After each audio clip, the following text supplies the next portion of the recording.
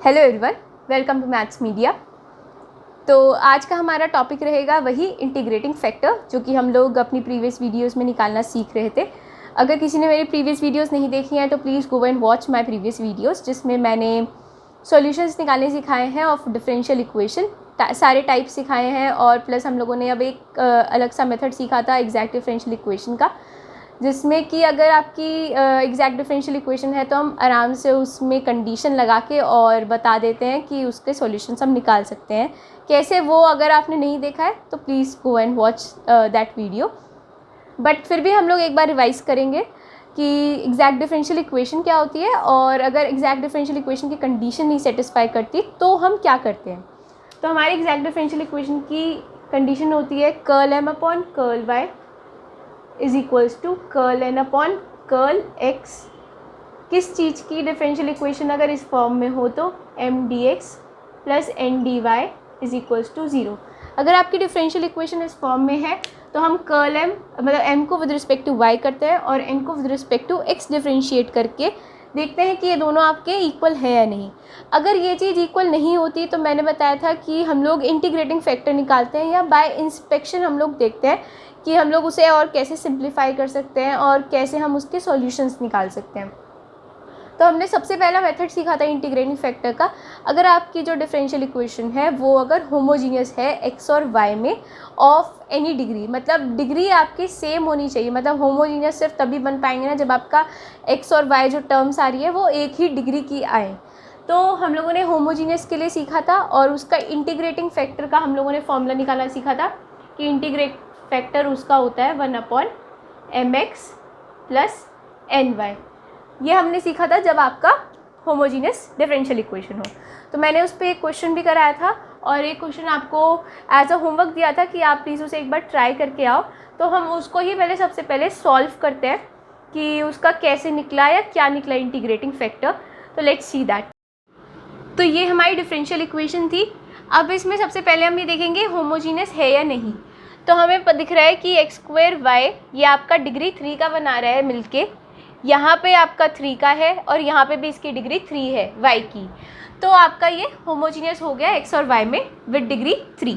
तो हम लोग आराम से अपना होमोजीनियस वाली जो इंटीग्रेटिंग फैक्टर निकालते हैं होमोजीनियस के लिए वो निकाल के हम लोग इंटीग्रेटिंग फैक्टर निकालते हैं अब इसका। तो इंटीग्रेटिंग फैक्टर, बट उससे पहले हम लोग एक बार ये भी चेक करेंगे कि क्या ये आपकी एग्जैक्ट बन रही है या नहीं।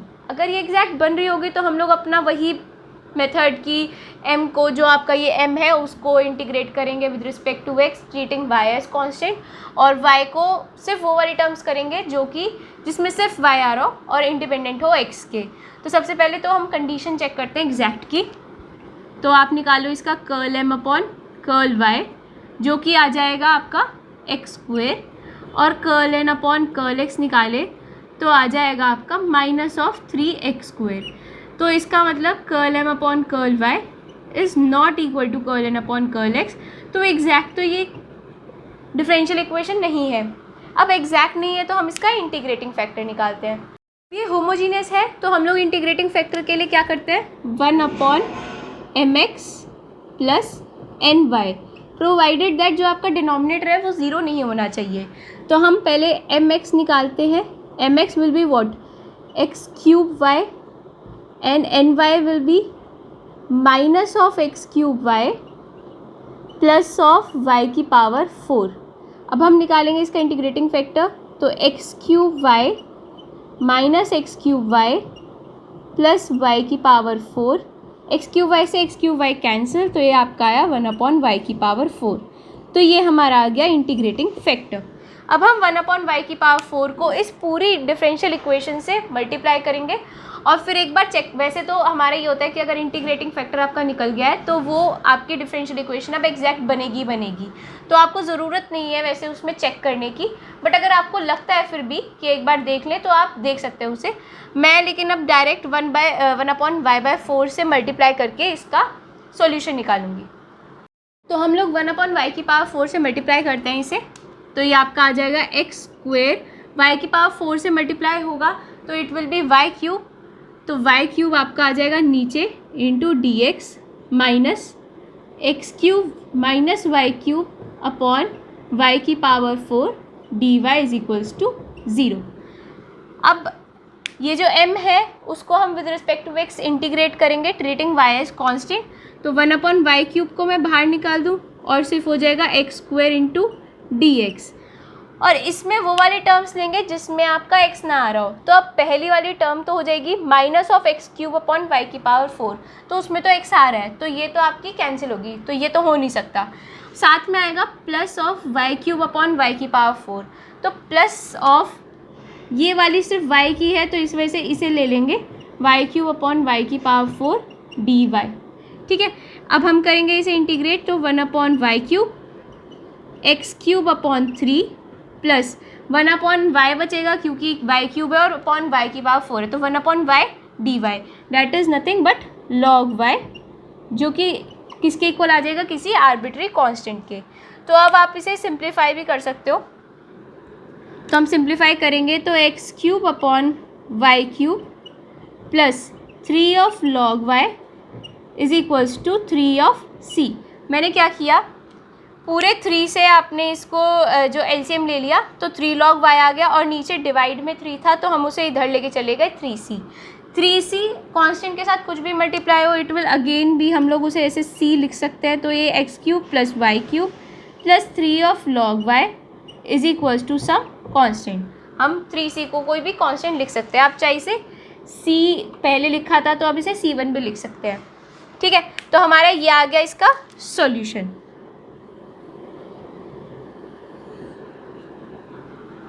तो हम लोगों ने एक तो सीख लिया है कि अगर आपका डिफरेंशियल इक्वेशन होमोजीनियस हो तो हम उसका integrating factor 1/mx plus ny से निकाल के उसका सॉल्यूशन निकाल सकते हैं।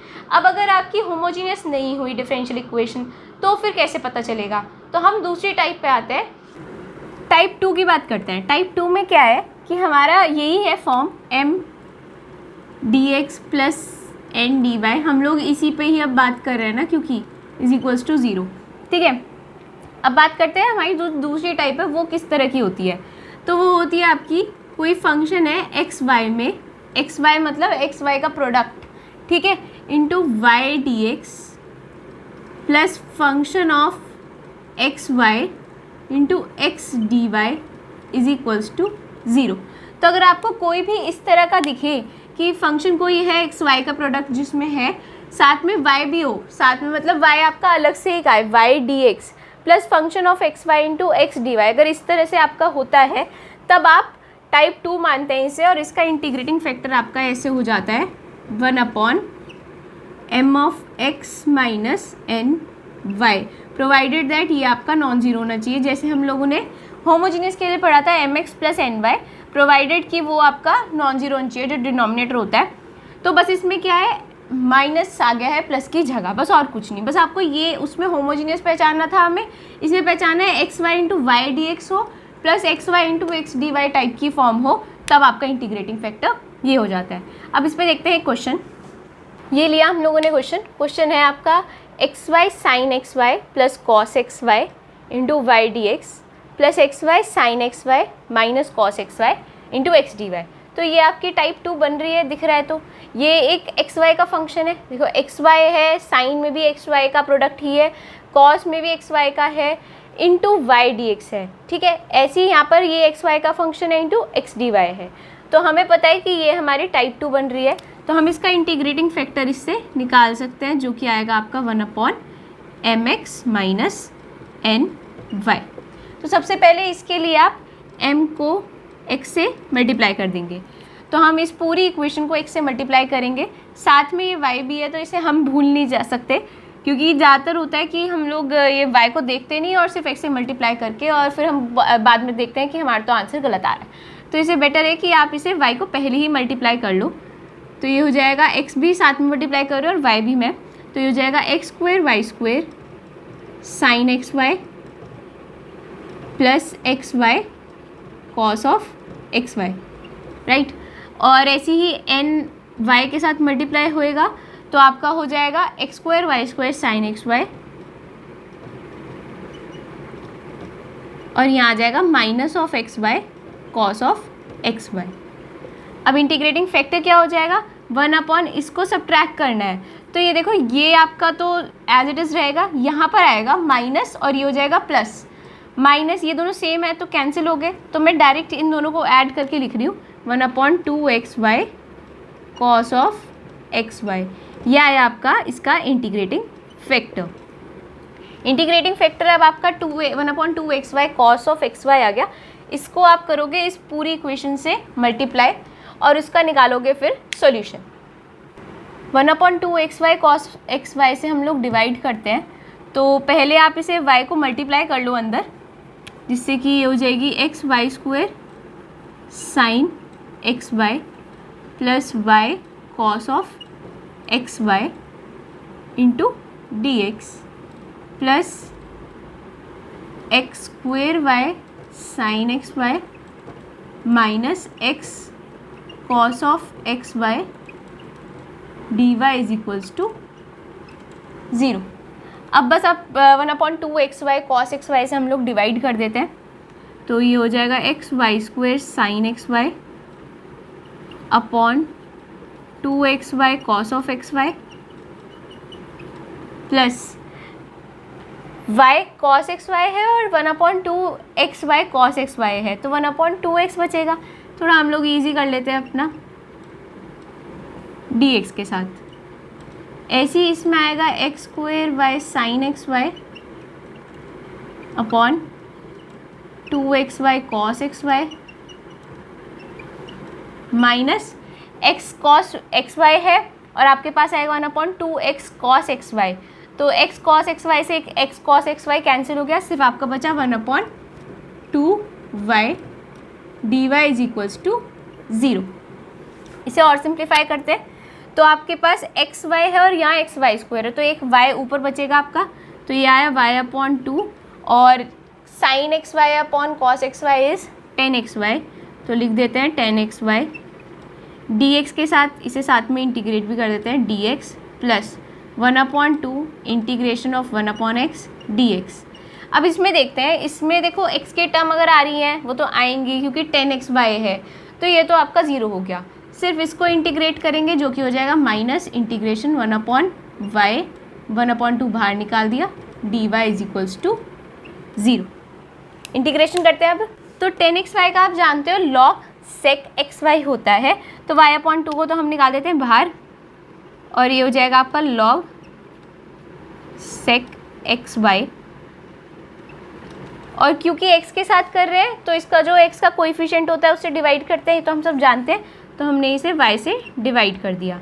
प्लस ये आपका 1/2 log x हुआ और ये आपका minus 1/2 log y is equals to c।